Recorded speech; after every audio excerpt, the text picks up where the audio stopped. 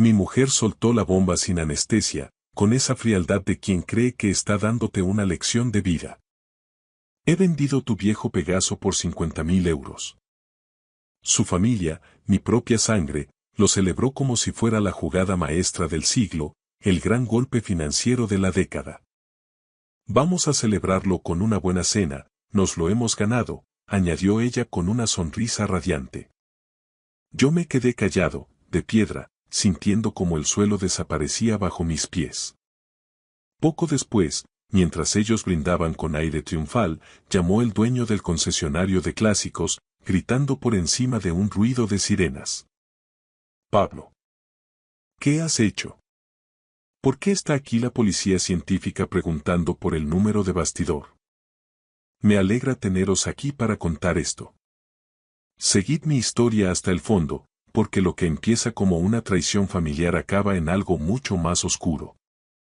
Y por favor, decime desde qué ciudad me leéis, necesito saber hasta dónde llega este relato de un hombre que se volvió invisible en su propia casa. Me quedé mirando mi garaje vacío en las afueras de Madrid. El espacio, que durante décadas olió a aceite, metal y esfuerzo, ahora parecía una tumba profanada.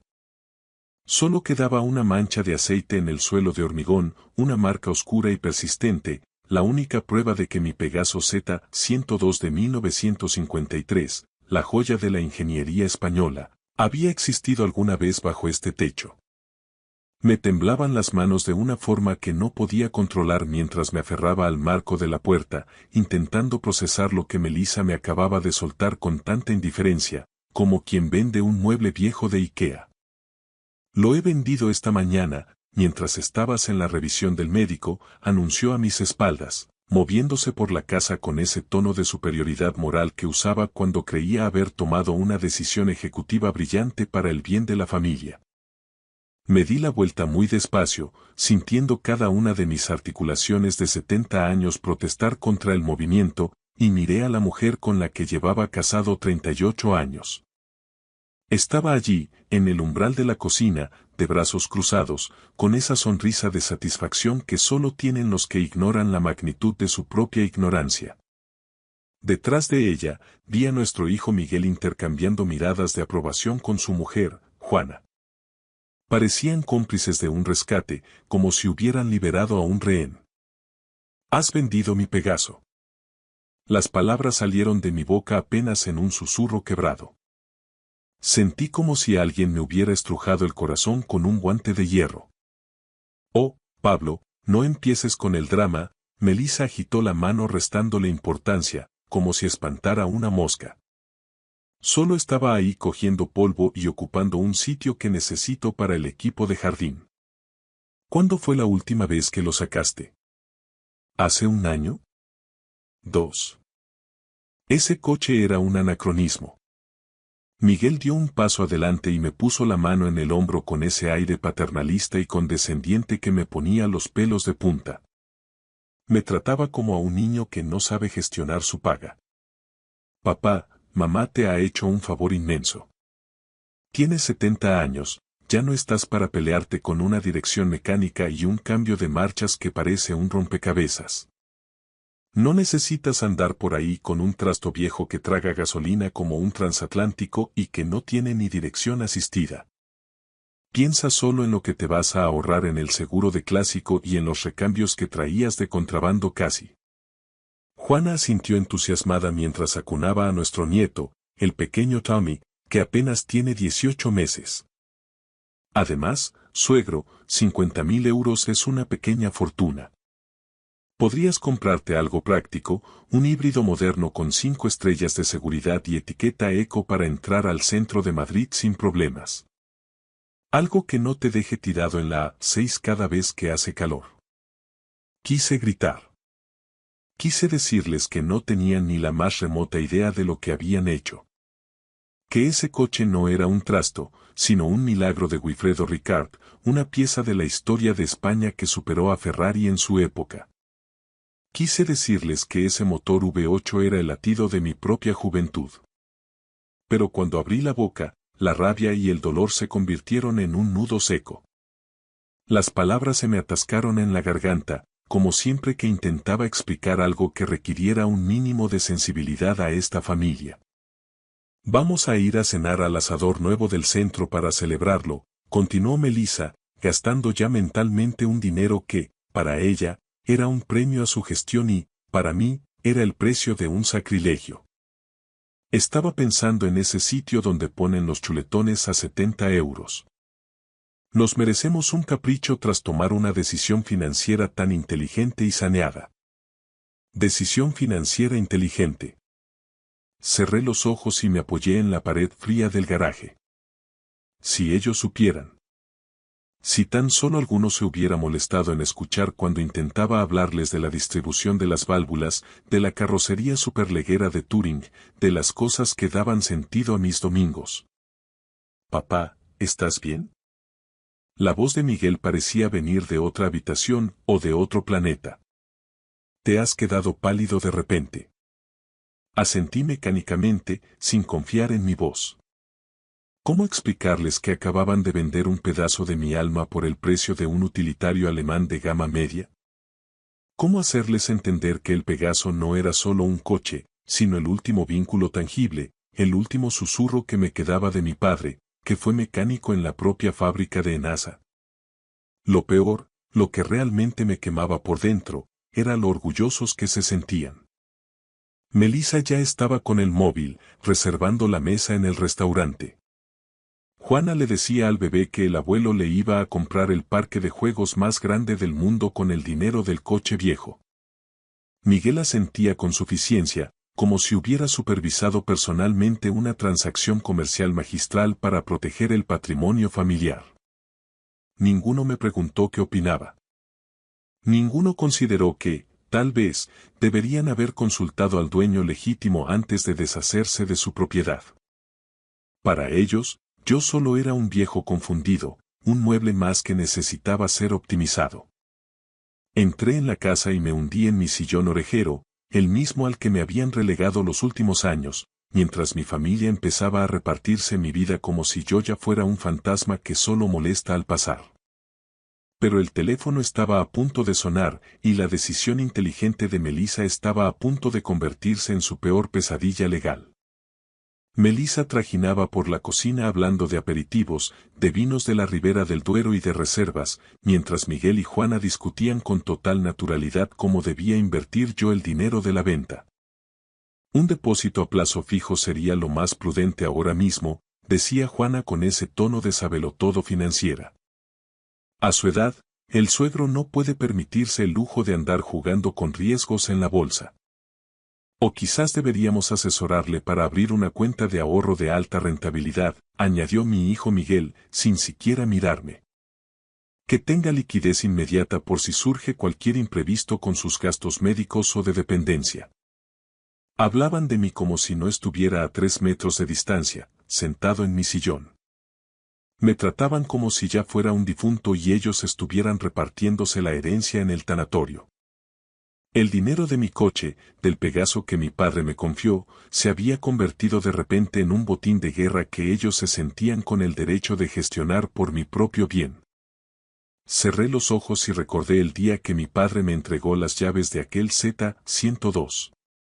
Yo tenía apenas 22 años, acababa de terminar ingeniería y estaba a punto de empezar mi primer trabajo serio en la capital. Mi padre lo había adquirido en 1953, un coche de una ingeniería tan avanzada que dejaba a los Ferrari de la época en evidencia. Era de un color plata metalizado impecable, con una tapicería de cuero rojo que olía a éxito y a libertad. Lo había mimado y mantenido él mismo durante años antes de pasármelo a mí. Cuídalo, Pablo, me dijo entonces, pasando su mano curtida por el trabajo en el taller sobre el capó de aluminio. Este coche tiene carácter y alma española, no es como esos trozos de plástico y electrónica que empezarán a fabricar pronto. Conducía ese Pegaso a mi primer empleo, fue el coche en el que llegué el día de mi boda, y el que aparqué en la puerta del hospital cuando nació cada uno de mis hijos. Pasé incontables fines de semana en el garaje junto a mi padre, con los brazos manchados de grasa, aprendiendo a ajustar sus complejos carburadores Weber y a apreciar la artesanía que había en cada tornillo. Incluso después de que él falleciera, trabajar en ese motor V8 era mi forma de seguir pasando tiempo con él, de escuchar su voz en el rugido del motor. Pero intentad explicárselo a Melissa. Intentad decirle que hay cosas en esta vida que tienen un valor sagrado que no se mide en euros ni en intereses bancarios. Aprendí hace mucho que mi mujer veía la existencia únicamente a través del prisma de la utilidad inmediata y el estatus social. Si algo no servía para un propósito obvio o no lucía en el salón, para ella era solo un trasto que acumulaba polvo y debía ser eliminado de la ecuación. Pablo, deja ya de estar de morros y pon otra cara. La voz cortante de Melissa rompió mis recuerdos como un cristal estallando. Vamos a hacer algo bonito con el dinero en familia, todos juntos. ¿No es eso lo que de verdad importa al final? La miré fijamente. Esta mujer había compartido mi cama durante casi 4 décadas y, sin embargo, en ese momento comprendí que nunca me había conocido de verdad. Deberías haberme preguntado antes de hacer nada, dije por fin. Ella soltó una carcajada seca. Se rió de verdad, como si acabara de decir una sandez. ¿Preguntarte, cariño? Los dos sabemos que habrías dicho que no, como siempre. Me habrías dado 100 razones sentimentales por las que ese viejo coche debía quedarse en el garaje para siempre, ocupando un espacio que podríamos usar para poner un gimnasio o algo útil. Era útil para mí. Estar ahí cubierto por su lona era útil para mi paz mental, repliqué con amargura. Juana intervino entonces con ese tono condescendiente. Suegro, por favor, si hace meses que ni siquiera lo arrancas. No era verdad, pero no me molesté en corregirla. Arrancaba el Pegaso cada domingo por la mañana, siguiendo el ritual exacto que me enseñó mi padre. Dejaba que el aceite alcanzara la temperatura óptima mientras revisaba los niveles y la presión de los neumáticos. A veces lo sacaba a dar una vuelta corta por las carreteras secundarias cerca de la sierra, sintiendo la potencia suave y el silbido de su motor V8 de 3.2 litros ronroneando bajo el capó. Pero ellos nunca veían esos domingos. Nunca fueron testigos de mi conexión semanal con el pasado. En su mundo acelerado, si ellos no veían algo, simplemente no existía. De repente, mi teléfono sonó sobre la mesa, sobresaltando a todos. El identificador mostraba un número de un concesionario de Madrid, pero algo en la vibración me impulsó a contestar de inmediato. ¿Hablo con el señor Pablo Muñoz? La voz al otro lado sonaba frenética, casi en estado de pánico. Sí, soy Pablo. Señor, soy Guillermo Patterson, de Automóviles Clásicos Patterson. Necesito hacerle una pregunta de extrema importancia. ¿Me ha vendido usted hoy, bajo contrato legal, un Pegaso Z102 de 1953? Mi corazón empezó a latir con una fuerza que me dolía en el pecho. La habitación se quedó en un silencio sepulcral. Mi familia, por fin, intuyó que algo iba terriblemente mal. Yo. Mi mujer se encargó de toda la transacción esta mañana, logré articular. Señor Muñoz, escúcheme con mucha atención. La Policía Nacional está aquí mismo, en mi oficina. Están haciendo preguntas muy serias sobre este vehículo y necesito saberlo ahora mismo. ¿Está usted absolutamente seguro de que autorizó y firmó esta venta? El teléfono se me resbaló de los dedos temblorosos y golpeó el suelo de madera con un sonido sordo. La cara de Melissa pasó del triunfo al blanco más absoluto, como la nieve. Miguel y Juana me miraban con los ojos muy abiertos, completamente confundidos. Desde el suelo, aún se oía la voz de Guillermo Patterson, cada vez más urgente y metálica. ¿Señor Muñoz? ¿Sigue ahí? Señor, ¿por qué la policía me está preguntando si el vehículo es robado? El silencio en el salón era sepulcral después de que colgara a Guillermo Patterson. Melissa seguía congelada en la puerta de la cocina, con el trapo de cocina aún en la mano. Miguel y Juana se intercambiaban miradas de creciente preocupación mientras el pequeño Tommy balbuceaba en su trona, ajeno por completo al terremoto que acababa de sacudir los cimientos de nuestra casa. ¿A qué se refiere con eso de vehículo robado? La voz de Melissa se quebró, perdiendo de golpe toda la altanería y la confianza de la que presumía hacía apenas 10 minutos. Recogí el teléfono del suelo y lo puse con una delicadeza casi ceremonial sobre la mesita de café. Mis manos, sorprendentemente, estaban más firmes ahora que en los últimos 10 años.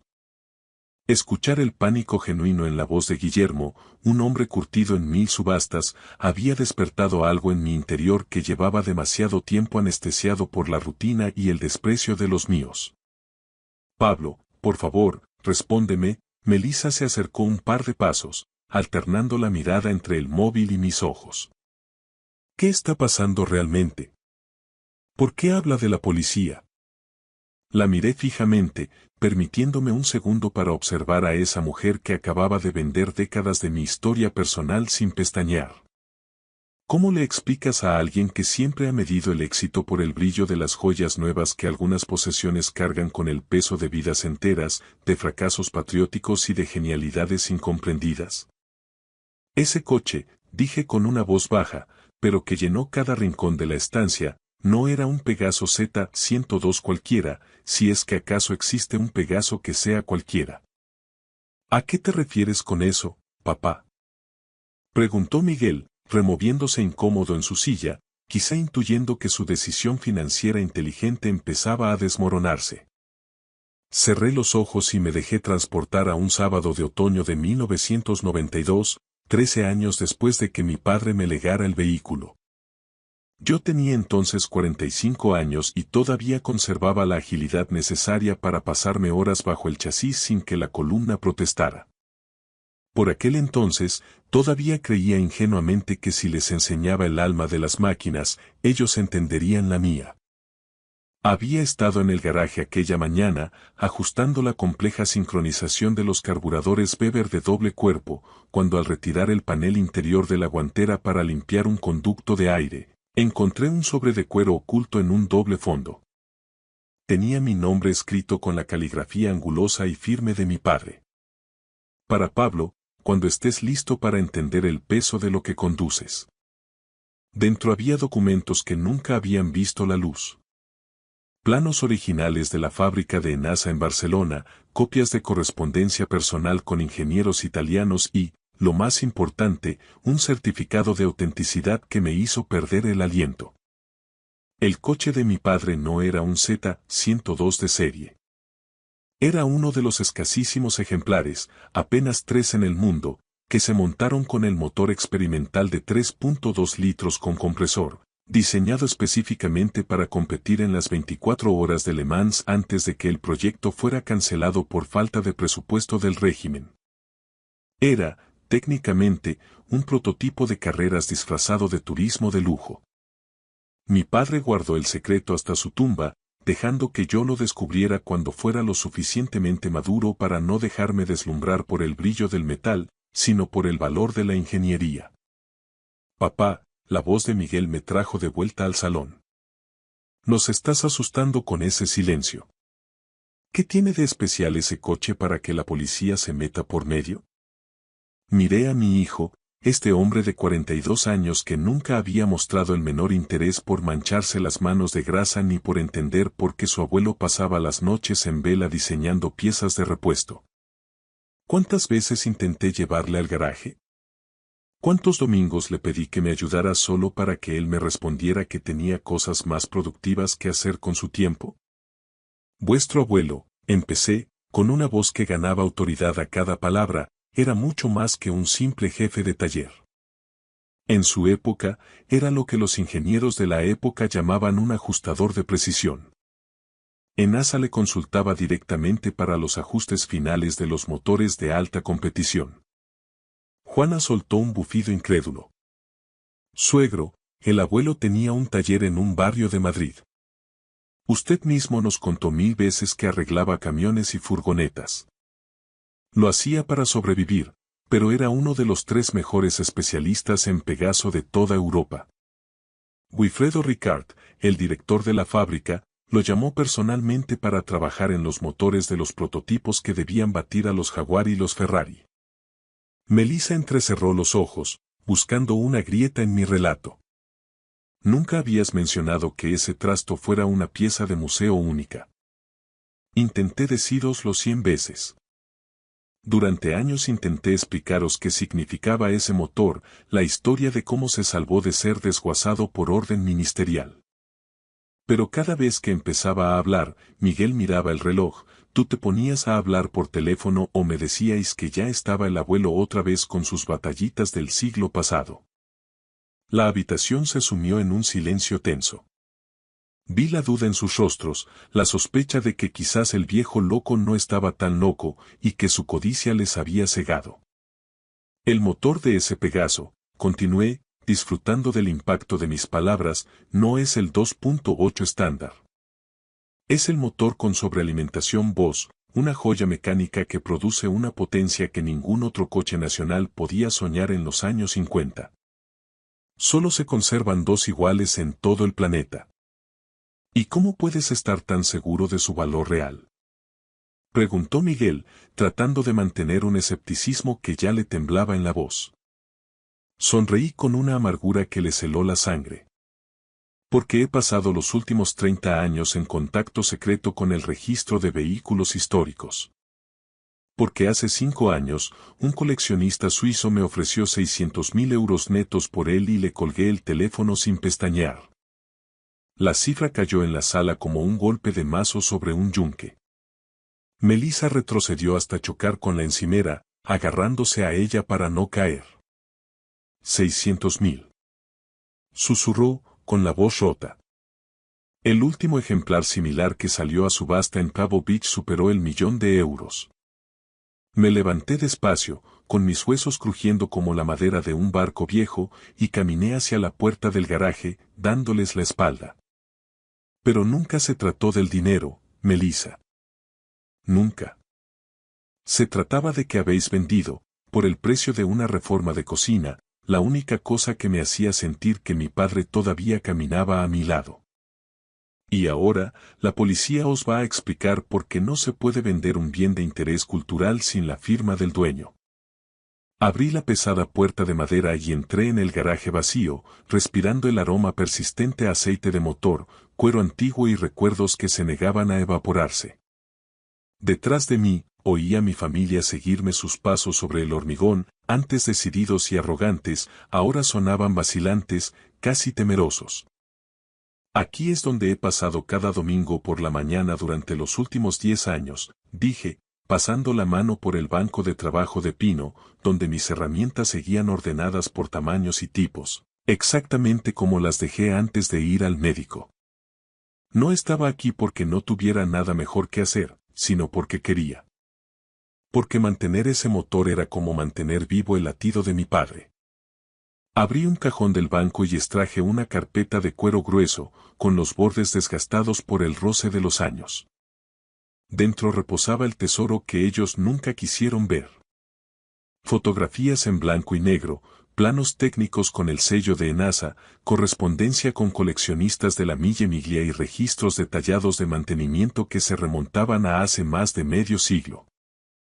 Él lo guardaba todo, dije, extendiendo sobre la mesa fotos de mi padre trabajando en el vano motor del Pegaso junto a hombres con batas blancas de ingeniería.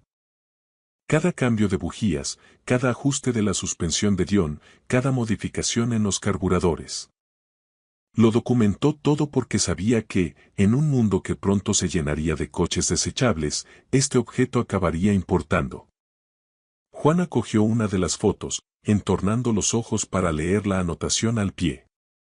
Barcelona, Factoría de la Sagrera, mayo de 1953. Este es de verdad el abuelo. Susurró, sorprendida al ver la estampa gallarda de un hombre al que solo recordaba como un anciano silencioso. Es él, trabajando codo con el equipo de Wilfredo Ricard en los últimos ajustes de la inyección antes de una prueba de velocidad, señalé a la versión joven de mi padre, con las mangas de la camisa remangadas y una expresión de concentración absoluta. Estaba inmensamente orgulloso de aquel trabajo, pero nunca presumía de ello delante de quienes no sabían apreciar el esfuerzo. No era esa clase de hombre. Melissa hojeaba frenéticamente la documentación, palideciendo con cada página que pasaba, con cada sello oficial que confirmaba que lo que ella había vendido como chatarra vieja era en realidad un bien de interés histórico. Pablo. ¿Por qué nunca me enseñaste estos papeles? ¿Por qué nunca me dijiste que esto valía tanto? Preguntó con la voz temblorosa. Me di la vuelta para encararla, sintiendo una claridad mental que no recordaba haber tenido en décadas. Y por primera vez en años, no suavicé mis palabras para evitarle el disgusto. ¿Por qué nunca preguntaste, Melissa? Porque cada vez que intentaba hablar del Pegaso o de la ingeniería, dejabas claro con un suspiro o un gesto de desprecio que te parecía una pérdida de tiempo soberana. Porque tratabas mis pasiones como si fueran aficiones infantiles que solo servían para ensuciar el garaje. La verdad flotó en el aire denso del garaje como el humo de un incendio que llevaba latente 40 años. Vi el momento exacto en que Melissa se dio cuenta de la magnitud del desastre, el momento en que su codicia y su ignorancia chocaron frontalmente contra la realidad.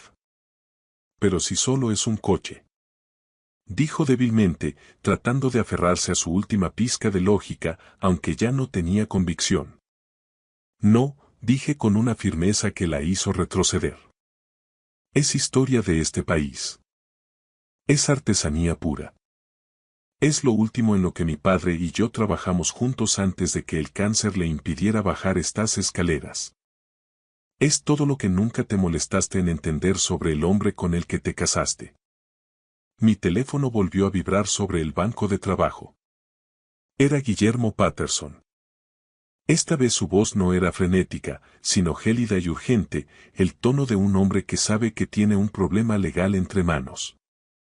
Señor Muñoz, necesito que se presente en el concesionario de inmediato. La Policía Nacional está aquí y quieren hablar con usted sobre la documentación de propiedad y la transmisión del vehículo. Hay irregularidades muy graves que deben discutir antes de que el coche salga de mis instalaciones. Miré a Melissa, cuya cara había pasado del pálido al gris ceniza de los motores gripados. ¿Qué clase de irregularidades, Guillermo? Pregunté, aunque ya sospechaba la respuesta. Señor, ¿firmó usted personalmente el contrato de compraventa y la transferencia del título en tráfico? Porque la inspectora Santos dice que la firma que aparece en estos papeles no coincide en absoluto con la de su DNI. Y eso, señor Muñoz, es un delito de falsedad documental. El teléfono se me resbaló de los dedos otra vez, pero esta vez no intenté cogerlo, dejé que golpeara el hormigón. Detrás de mí, oí a Melissa contener el aliento con un sonido agónico. Era el sonido de alguien que acababa de comprender que su brillante plan para sanear las cuentas familiares había cruzado una línea roja del Código Penal. Por primera vez en 38 años de matrimonio, vi a mi mujer con una nitidez aterradora.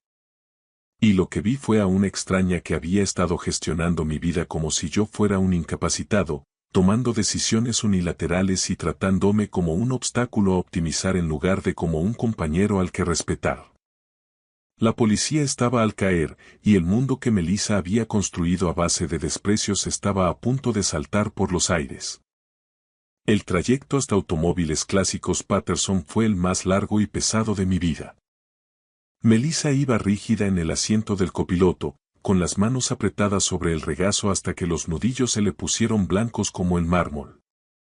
No había pronunciado ni una sola palabra desde que salimos de casa, pero casi podía oír los engranajes de su mente trabajando a 1000 por hora, intentando desesperadamente buscar una salida elegante al laberinto legal que ella misma había construido con su soberbia. Miguel insistió en seguirnos con su coche, trayendo a Juana y al bebé. Les dije que no era necesario, pero mi hijo había desarrollado esa irritante costumbre de tratarme como si fuera un anciano incapaz de cruzar la calle sin ayuda.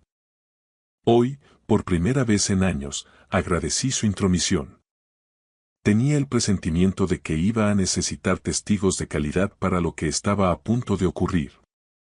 El concesionario de Patterson estaba en un polígono a las afueras de Madrid, un recinto imponente lleno de clásicos europeos que brillaban bajo el sol de la tarde. Había pasado por delante 1000 veces, frenando para admirar los Jaguar y los Aston Martin, pero nunca tuve un motivo real para entrar. Guillermo Patterson tenía fama de ser un purista que solo trataba con piezas de concurso, de esas por las que los coleccionistas se baten en duelo en las subastas de retromóvil. En cuanto entramos en el parking, vi mi Pegaso. Estaba apartado de los demás vehículos, rodeado por 2 coches patrulla de la Policía Nacional y un pequeño grupo de personas vestidas de paisano. Incluso bajo esa luz de interrogatorio, se veía magnífico.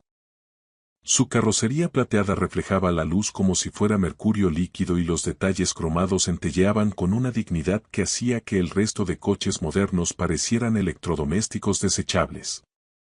Por un momento, el corazón se me llenó de un orgullo ciego al ver lo hermosa que seguía la joya de mi padre después de 7 décadas.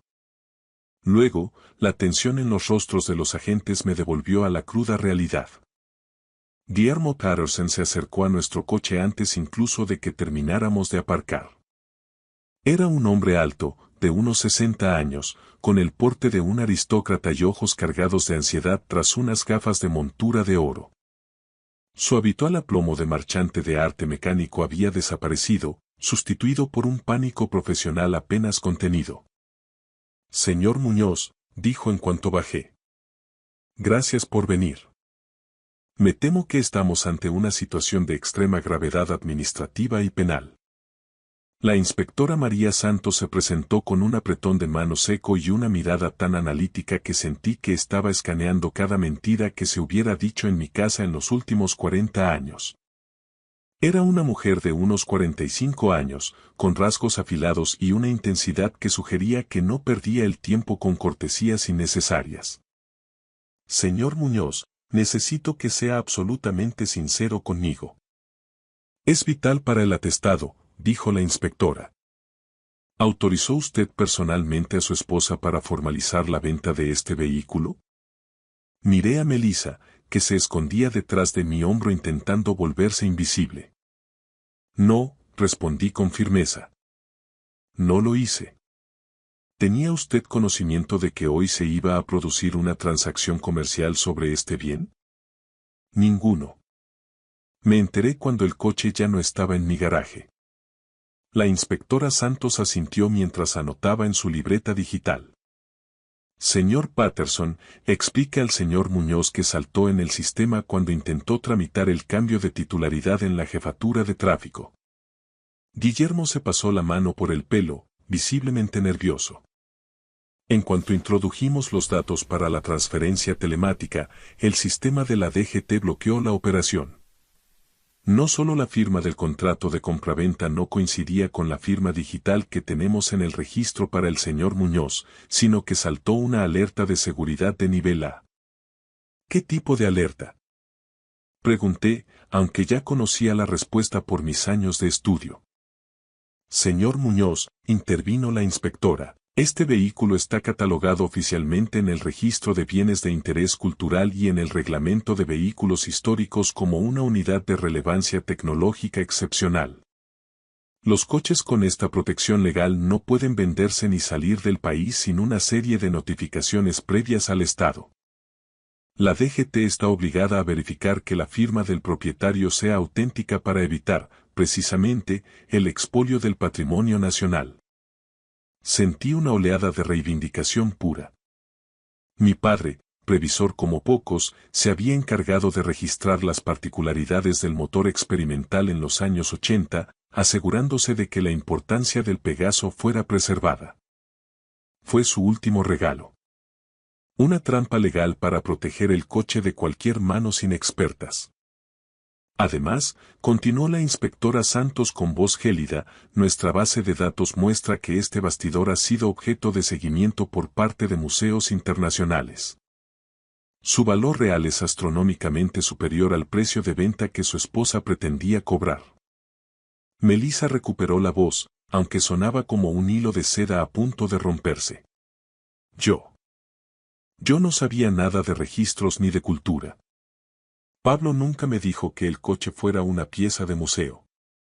Pensé que 50.000 euros era una cifra generosa por un trasto viejo que no usaba.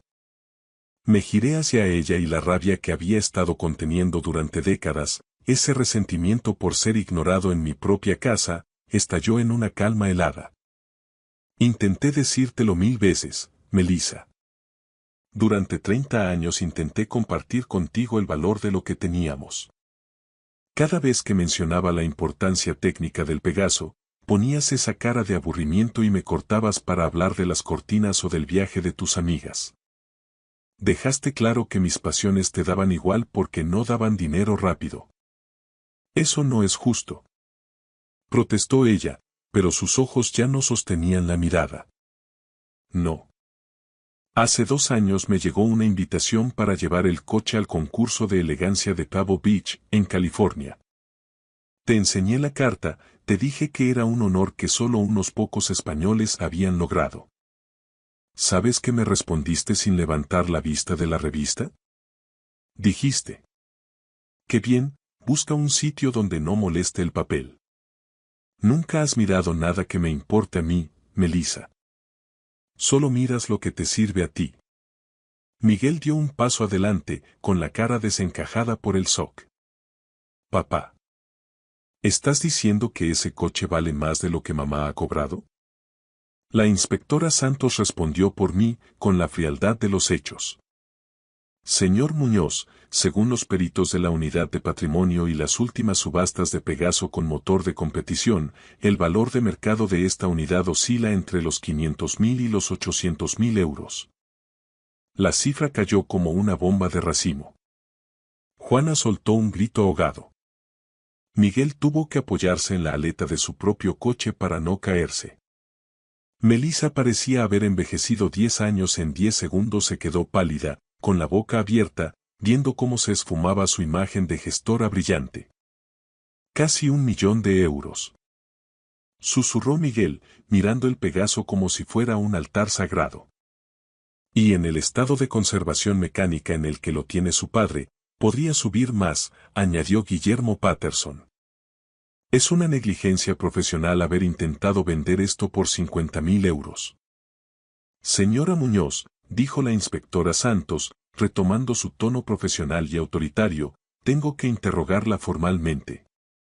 ¿Cómo obtuvo la documentación original para entregarla al concesionario? Melissa empezó a temblar de forma incontrolable. Yo. Los papeles estaban en el despacho de Pablo. Sabía dónde guardaba la llave del cajón.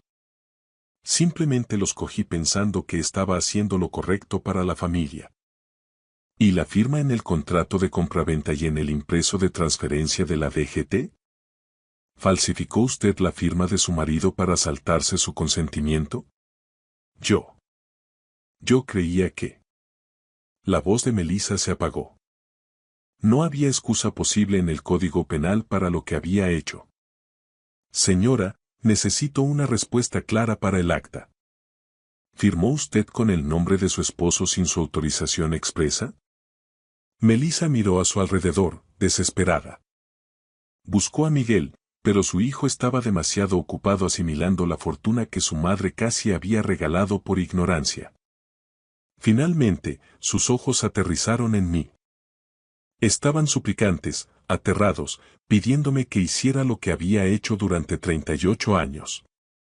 Salvarla de sus propios errores, poner el parche, mentir para mantener la paz familiar. Pero esta vez, algo se había roto definitivamente bajo el capó de nuestro matrimonio. Sí, susurró Melissa finalmente, bajando la cabeza. Firmé yo. La inspectora Santos cerró su libreta con un clic seco y definitivo. Señora Muñoz, queda usted informada de que sus actos pueden constituir un delito de falsedad en documento mercantil y una apropiación indebida. Debe acompañarme a la comisaría de forma inmediata para prestar declaración. Mientras veía cómo los agentes escoltaban a mi mujer hacia el coche patrulla bajo la luz del atardecer, sentí una extraña paz, una satisfacción amarga que no había experimentado en mi vida adulta. Durante décadas me habían tratado como a un secundario en mi propia historia, como a un viejo que estorbaba con sus cacharros. Ahora, la verdad brillaba tanto como el aluminio del Pegaso. Guillermo Patterson se me acercó con respeto, casi con reverencia. Señor Muñoz, la venta queda anulada ipso facto por fraude. Su coche se queda aquí, bajo custodia policial y mi responsabilidad personal, hasta que el juez dicte el archivo del caso. Pero quédese tranquilo. Está a salvo. Asentí, mirando mi Pegaso Z102 una última vez antes de irme. Mañana volvería a mi garaje, donde pertenecía. Pero lo más importante es que yo había recuperado algo que mi familia me había arrebatado hacía mucho tiempo. Mi identidad. El problema es que, después de verles las caras hoy, ya no estaba seguro de si quería que ellos siguieran formando parte de ella. Gracias por escuchar mi historia hasta el final. Si resonó contigo, dale like, escribe en los comentarios qué fue lo que más te tocó y no olvides decir de dónde eres. Suscríbete al canal, vienen muchas más historias. No me considero un hombre especial, solo alguien que valora el silencio. Vivo en Vitoria-Gasteiz, una ciudad con un equilibrio extraño. Lo suficientemente vibrante para no sentirte en el desierto, pero con esa calma alavesa que los pueblos de las películas envidiarían. Me gano la vida en una pequeña gestoría contable del centro, donde mis días se pierden entre asientos contables y facturas de pymes locales. Mi rutina es un bucle. Picar datos, cuadrar el IVA, revisar balances y vuelta a empezar. A ojos de cualquiera, mi existencia es gris y monótona, pero yo siempre he encontrado consuelo en esa estabilidad. Me gusta saber que el suelo que piso mañana será igual de firme que el de hoy. Sin sobresaltos, sin riesgos innecesarios. Sin embargo, a veces, cuando camino por las calles arboladas de mi ciudad, siento un vacío punzante. Vitoria es acogedora, con sus cafeterías de toda la vida y vecinos que te saludan con un leve gesto de cabeza, pero también tiene esa frialdad de las capitales que sueñan con ser metrópolis modernas. Vivo de alquiler en un piso minúsculo en Sabalgana. Apenas hay sitio para mi cama, un escritorio y unas estanterías donde acumulo libros de derecho fiscal que no he vuelto a hojear desde la carrera. Llevo una vida austera no por tacañería, sino porque siempre tuve la intuición de que algún día necesitaría mis ahorros para algo importante. El problema es que nunca imaginé que ese algo sería mi propia perdición. Mi familia no tiene nada que ver con los anuncios de felicidad impostada que ves en la tele. Mi padre, Ricardo, es un tipo imponente con una voz atronadora que parece ocupar toda la habitación. Trabaja en el sector inmobiliario, pero no es de esos agentes con traje de diseño y oficina en la Gran Vía, es el tipo de comercial de la vieja escuela que te vendería una chabola con humedades en la periferia como si fuera un ático de lujo, todo con un apretón de manos que te deja los dedos temblando. Mi madre, Carmen, es el cerebro de la operación. Aguda, observadora y con una habilidad casi aterradora para manipular las situaciones a su favor. Ella no sale de casa a negociar, pero sospecho que gestiona el hogar con mucha más mano de hierro de la que mi padre pone en sus ventas. Y luego está Javi, mi hermano pequeño. Nació con esa estrella que a mí me negaron. Es guapo, carismático y tiene esa sonrisa que hace que hasta el más escéptico le confíe las llaves de su casa. Se dedica a algo relacionado con el marketing digital y las criptomonedas. Cada vez que intento entender qué hace exactamente, me suelta un: déjalo, Diego, no te calientes la cabeza con esto, que es para gente que sabe arriesgar. Mis padres no solo lo quieren, lo idolatran. Para ellos, Javi es el orgullo, la ambición personificada.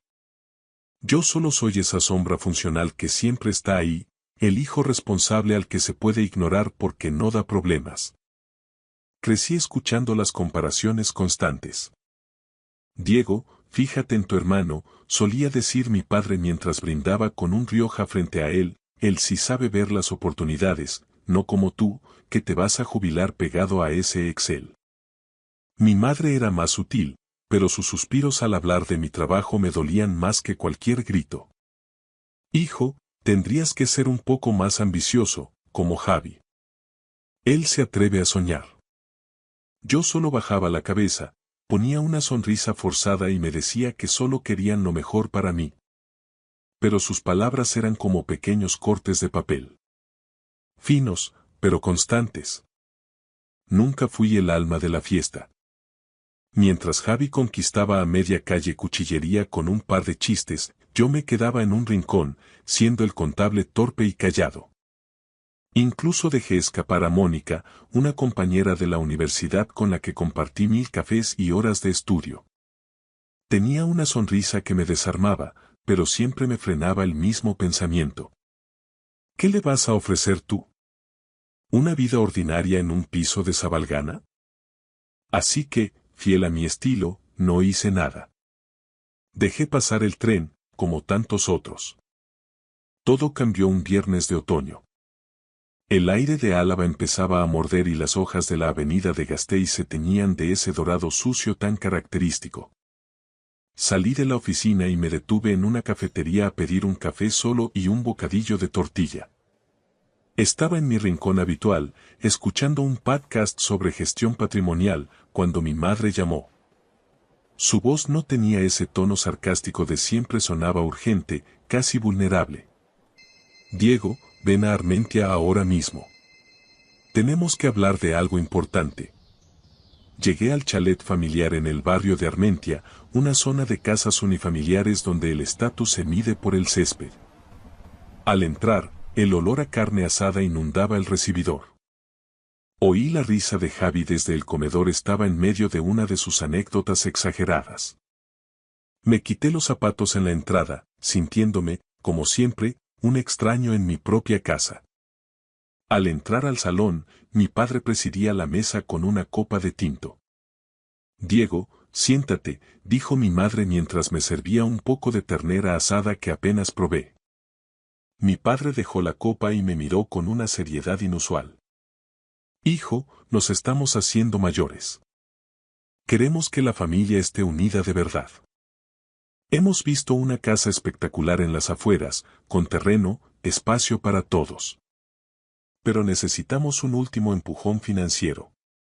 El corazón me dio un vuelco. La casa cuesta 600.000 euros, continuó él sin parpadear.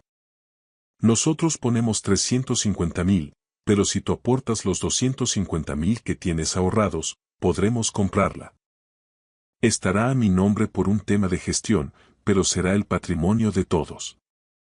Viviremos juntos, como una familia de verdad.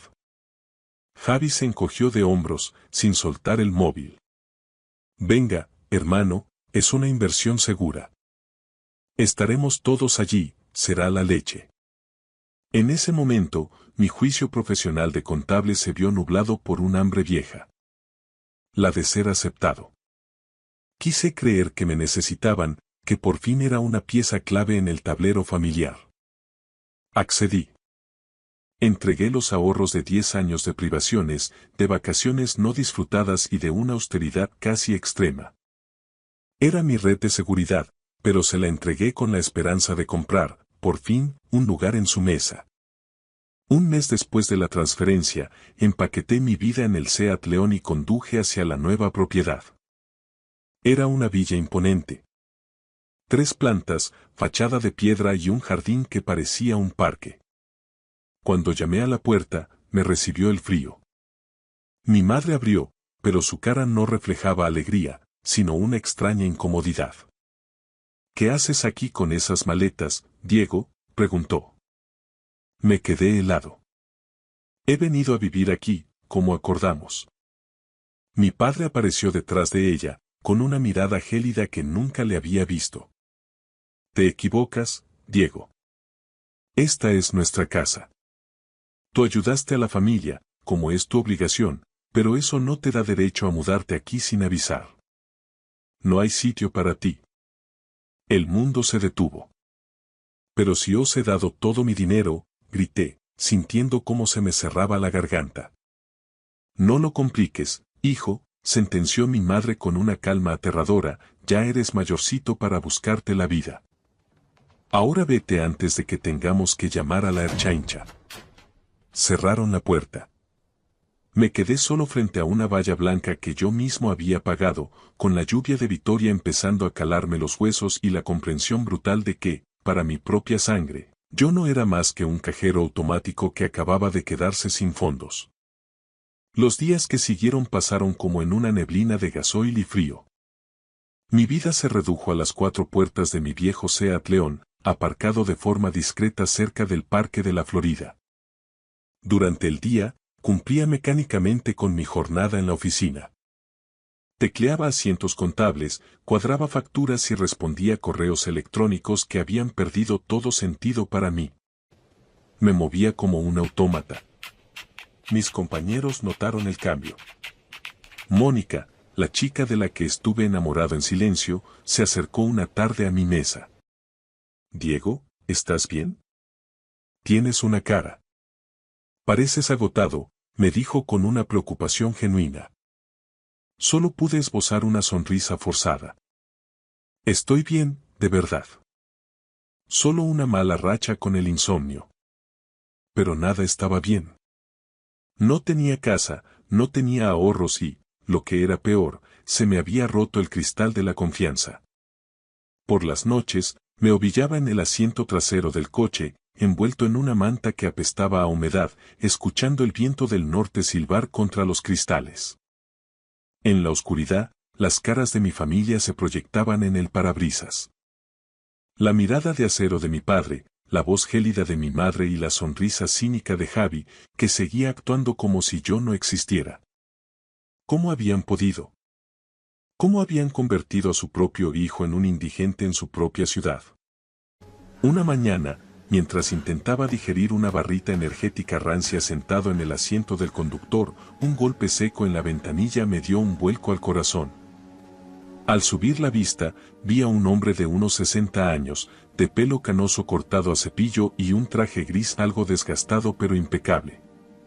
Sus ojos eran como dos cuchillos que diseccionaban mi miseria. Bajé el cristal con cautela, con la mano lista en el contacto. «Diego Moreno», preguntó con una voz profunda, de esas que no admiten réplica. «¿Quién es usted?», respondí a la defensiva. «Me llamo Roberto Klein». «Soy investigador privado», dijo, extendiéndome una tarjeta de cartón grueso donde se leía: «Servicios de investigación Klein. Hay alguien que quiere conocerte. Dicen que es urgente». Miré la tarjeta como si fuera un acertijo. ¿Quién? ¿Y por qué ahora? Klein se encogió de hombros con una parquedad muy vasca. «No tengo los detalles. Me han pagado para encontrarte y llevarte con ellos. Están en Jaca, en el Pirineo aragonés. Si quieres, te llevo yo mismo. Si no, informaré de que has declinado la oferta». Jaca. Estaba a casi 3 horas de Vitoria. No tenía ninguna razón para confiar en un desconocido, pero miré a mi alrededor.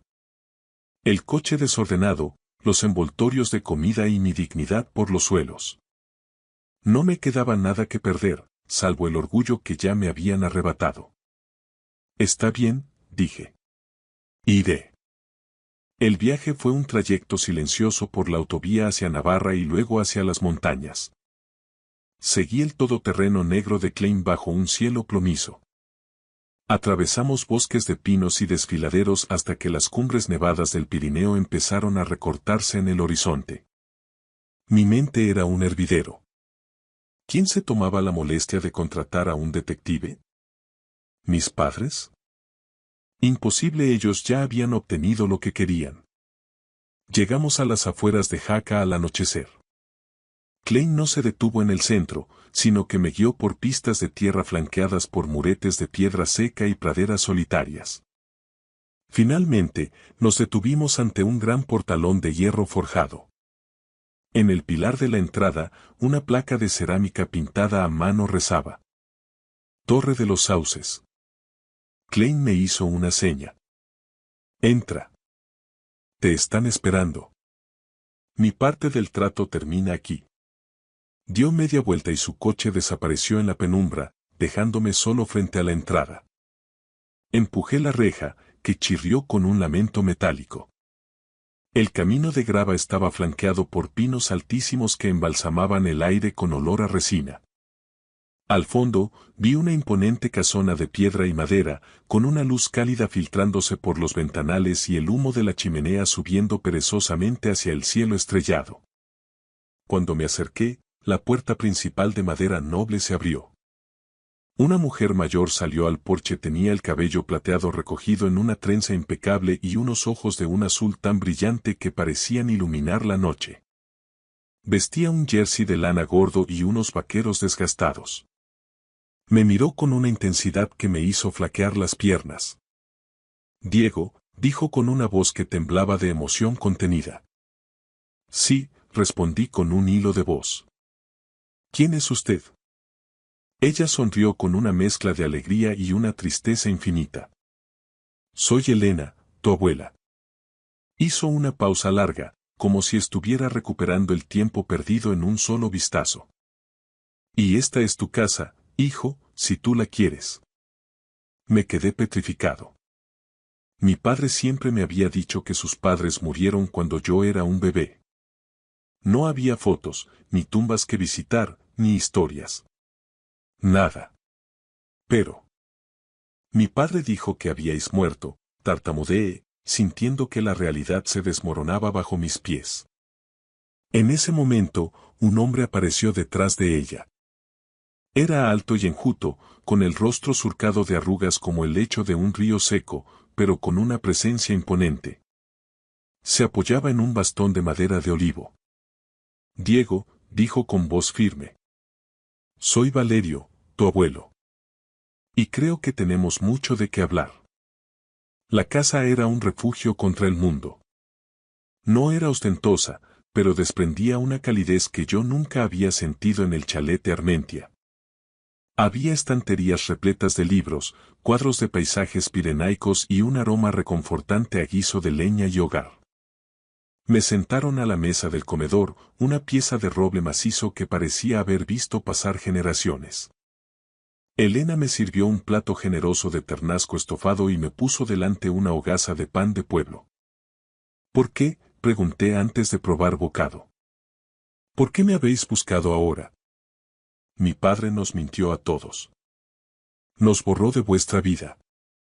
Elena me acarició la mano, su piel era suave y cálida. Diego, querido, lo sentimos tanto. Tu abuelo y yo te hemos buscado durante décadas, pero Ricardo cambió de identidad fiscal, de ciudad, de vida. Cortó todo vínculo con nosotros hace más de 25 años. Valerio se aclaró la garganta, con los ojos ensombrecidos por el recuerdo. Diego, tu padre fue una vez el hijo al que más quisimos. Pero la codicia le pudrió el juicio. Cuando vivíamos en Vitoria, hace un cuarto de siglo, nos engañó. Nos dijo que necesitaba capital para un gran proyecto urbanístico, algo que aseguraría nuestra jubilación y tu futuro. Confiamos. Le entregamos los ahorros de toda una vida, casi 400.000 euros, y firmamos la venta de nuestra casa familiar para avalarlo. Un día, simplemente, desapareció. Se llevó el dinero y nos dejó en la calle. Lo perdimos todo. Me quedé helado. La historia se repetía de forma casi idéntica. Los 250.000 euros que yo había dado no eran un error, eran el modus operandi de un depredador que cazaba a su propia sangre.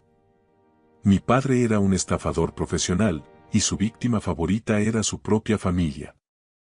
¿Y por qué me habéis traído aquí ahora?, pregunté con la voz quebrada por la rabia. Valerio sonrió con una sabiduría amarga. Porque nunca dejamos de rastrearle. Klein lleva años vigilando sus pasos en la sombra. Cuando supimos que te había hecho lo mismo a ti, decidí que era el momento de intervenir. No podíamos permitir que te hundiera como nos hundió a nosotros. Elena apretó mi mano con fuerza. Quédate, Diego. No tienes que volver a esa ciudad.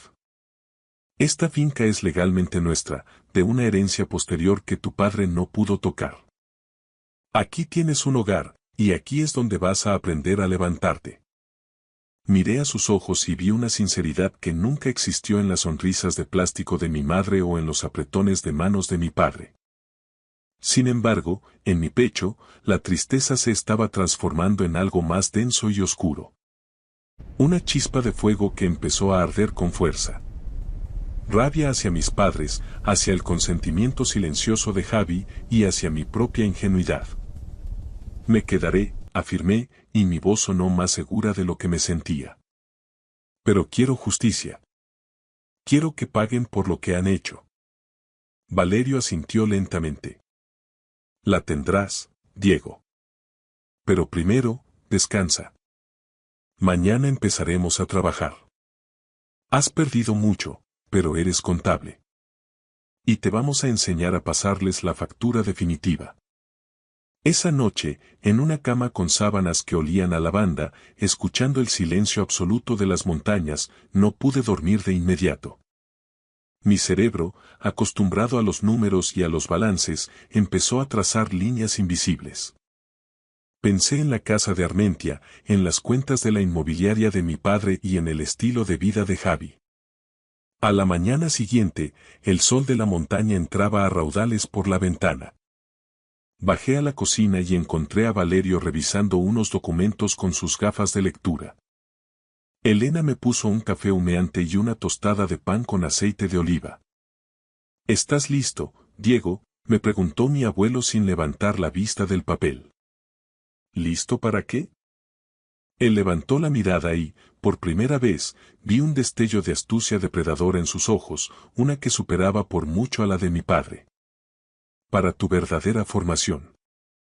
Vamos a recuperar lo que te pertenece, céntimo a céntimo. Vamos a auditar la vida de Ricardo Moreno. Asentí. El contable gris de Vitoria había muerto en el asiento trasero de un Seat León. En su lugar, alguien mucho más peligroso estaba empezando a despertar. Estoy listo. Los meses siguientes en Jaca fueron una auténtica revelación. Mi abuelo Valerio no solo era un hombre de campo con la piel curtida por el cierzo, resultó ser un mentor implacable, un estratega que manejaba los tiempos con la paciencia de un cazador. Pasábamos las mañanas en su despacho, una estancia con olor a papel viejo y cera, rodeados de mapas catastrales y libros de contabilidad que databan de décadas atrás. Diego, me decía a menudo, golpeando el suelo con su bastón de olivo para enfatizar sus palabras, un contable ve los números, pero un hombre de negocios ve las voluntades que hay detrás de ellos. Tu padre solo veía el dinero de los demás porque era incapaz de crear nada propio. Tú vas a aprender a construir sobre roca, no sobre arena. Valerio me enseñó los entresijos de la inversión en el sector primario y la gestión de viñedos en la zona de La Rioja Alavesa, donde aún conservaba contactos. Pero lo más valioso fue que me devolvió la fe en mis propios instintos, esa capacidad de análisis que mi padre había anulado a base de comparaciones humillantes. Mientras tanto, la abuela Elena me recordaba, entre platos de migas y charlas al calor de la lumbre, que el honor no se compra con una hipoteca, sino que se lleva puesto. Sin embargo, la paz se rompió una tarde de invierno. Entre el correo de la finca, apareció un sobre de papel verjurado con un relieve dorado que me hizo sentir un escalofrío. Inauguración de la nueva sede de Moreno y Asociados en Vitoria-Gasteiz. Mi padre y Javi estaban expandiendo su imperio inmobiliario.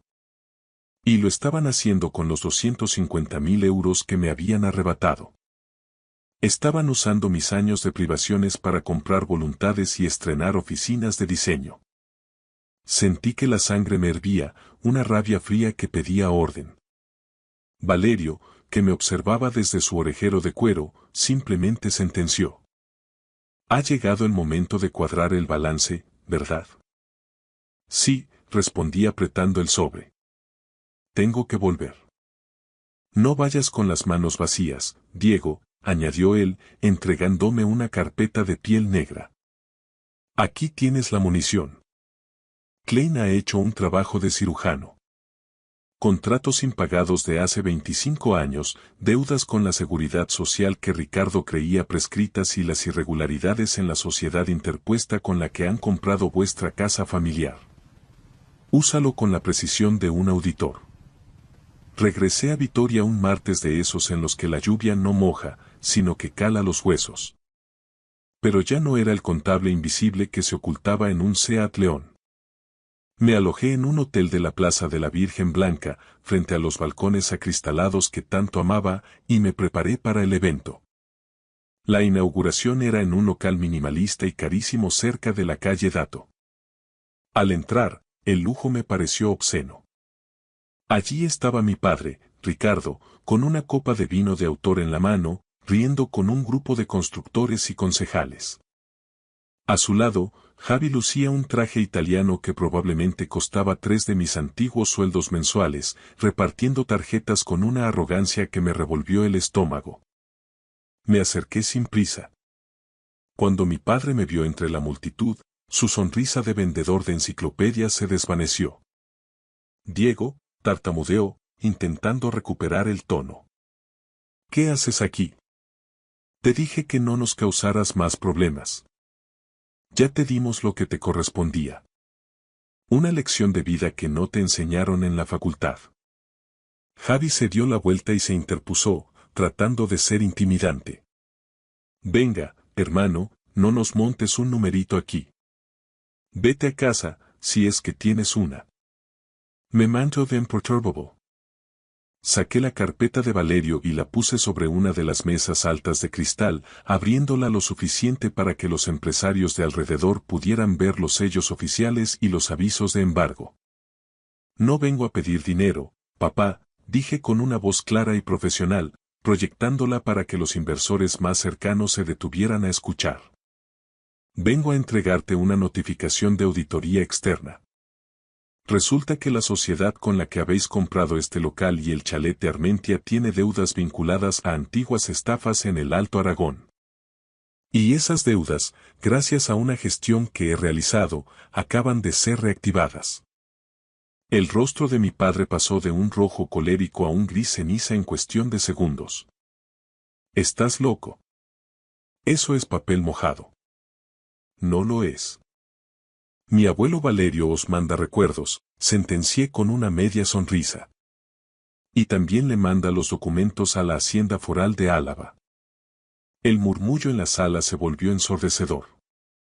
En una ciudad como Vitoria, donde todos se conocen y la reputación es el único aval real, el pánico empezó a extenderse.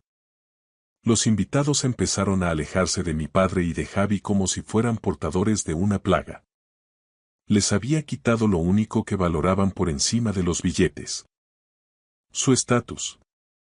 Esa noche, mientras caminaba bajo la lluvia hacia mi hotel, mi teléfono vibró. Era Klein. Diego, el banco ha bloqueado las cuentas operativas de la inmobiliaria tras la alerta por riesgo de blanqueo. El castillo de naipes ha empezado a caer. No sentí la euforia que esperaba. Solo sentí un inmenso alivio, como si por fin hubiera corregido un error contable que arrastraba desde el día en que nací. El ciclo se había cerrado. Un año después, el mundo que yo conocía se había desintegrado como un azucarillo en el café. El escándalo financiero en Vitoria no solo fue un golpe económico para mis padres, fue su muerte civil. Sin crédito y con la reputación manchada en cada rincón de Álava, perdieron el chalet de Armentia y la mayoría de sus activos en la inmobiliaria. Recibí llamadas, audios de WhatsApp y correos electrónicos de madrugada. Javi pedía ayuda entre hermanos y mi madre hablaba de errores del pasado, pero eran disculpas vacías, palabras nacidas del hambre y la desesperación, no del arrepentimiento real. No respondía ninguna. He aprendido que hay lazos de sangre que es mejor cortar a tiempo para que el resto del cuerpo pueda seguir viviendo. Mi abuelo Valerio falleció poco antes de que estallara la primavera en el Pirineo. Se fue en silencio, sentado en su despacho de la Torre de los Sauces, con la vista puesta en las montañas que tanto amaba. Murió en paz, sabiendo que la justicia se había cumplido y que el patrimonio de la familia estaba, por fin, en buenas manos. Tras el funeral, la abuela Elena me miró con una chispa de aventura que no le conocía. Decidió que la vida era demasiado corta para pasarla recordándolo todo en el mismo sitio. Me pidió que cumpliera con ella un viejo sueño. Dejar atrás el frío del norte y retirarse frente al mar. Hoy, mi realidad es radicalmente distinta. Me encuentro en Positano, en plena costa amalfitana. Vivo con Elena en una pequeña villa de paredes blancas que parece colgada de un acantilado sobre el mar Tirreno. Mis días ya no son bucles infinitos de datos grises, facturas de autónomos y balances de situación en una oficina sin luz natural. Ahora, mis mañanas transcurren ayudando a mi abuela en su jardín de limones y cuidando los jazmines que trepan por la fachada. Desde mi terraza, que ofrece una vista infinita al azul más intenso que he visto nunca, gestiono las inversiones familiares con la calma de quien ya no tiene nada que demostrar. A veces, cuando cae la tarde y el sol empieza a esconderse tras las rocas escarpadas de la costa, me quedo mirando el horizonte. El aire aquí huele a salitre y a cítricos. Pienso en aquel contable gris que dormía encogido en un Seat León en un parking de Vitoria y me parece la historia de un desconocido, un personaje de una novela que cerré hace mucho tiempo. He comprendido que el perdón no es un mandato, sino una elección que requiere dignidad por ambas partes. No he perdonado a Ricardo ni a Javi, no por rencor, sino porque nunca hubo una intención sincera de enmendar el daño. Pero he descubierto algo mucho más valioso. La verdadera familia no es la que comparte tu ADN, sino la que te tiende la mano cuando no tienes absolutamente nada que ofrecer a cambio. Miro hacia el mar, donde el sol tiñe el cielo de un naranja encendido y violáceo. Sé que el camino fue doloroso y que el precio de mi libertad fue alto, pero al fin he encontrado mi lugar. Por primera vez en mi vida, no soy una sombra. Por fin, soy libre. Gracias por escuchar mi historia hasta el final. Si resonó contigo, dale like, escribe en los comentarios qué fue lo que más te tocó y no olvides decir de dónde eres. Suscríbete al canal, vienen muchas más historias.